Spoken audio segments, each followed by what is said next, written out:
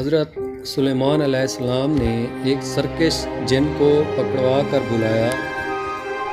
جب وہ آپ کے دروازے پر پہنچا تو اس نے یہ حرکت کی کہ ایک سوکھی لکڑی لے کر اپنے ہاتھ کے برابر ناپ کر دیوار پر سے پھینک دی، جو کہ حضرت سلیمان علیہ السلام کے سامنے آ کر گری۔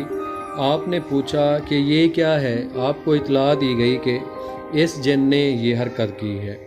آپ نے حاضرین دربار سے فرمایا کہ تم سمجھتے ہو کہ اس کی کیا غرض ہے؟ تو سب نے انکار کیا۔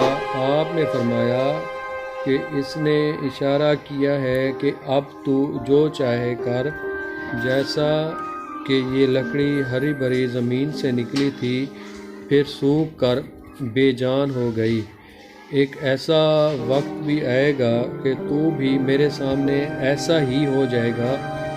دو عورتیں سفر کر رہی تھیں کہ ہر ایک کی گود میں بچہ تھا۔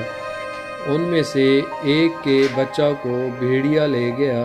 اب دوسرے بچہ پر دونوں عورتوں نے جھگڑنا شروع کر دیا، ہر ایک اس کو اپنا کہتی تھی، اور اب دونوں نے یہ مقدمہ حضرت داؤد علیہ السلام کے سامنے پیش کیا۔ آپ نے دونوں میں بڑی عورت کے حق میں فیصلہ کر دیا کہ بچہ پر اسی کا قبضہ تھا اور ثبوت کوئی بھی پیش نہ کر سکی تھی۔ حضرت سلیمان علیہ السلام نے ان سے حال دریافت کیا تو انہوں نے پورا قصہ کہہ سنایا۔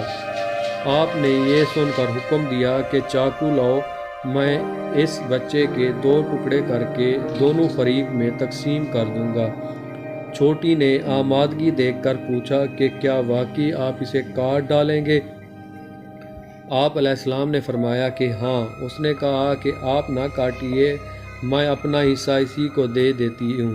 یہ سن کر آپ علیہ السلام نے فیصلہ کر دیا کہ یہ بچہ چھوٹی عورت کا ہے اور اس کو دے دیا۔ اس کا ذکر بخاری و مسلم میں بھی ہے۔ جزاک اللہ۔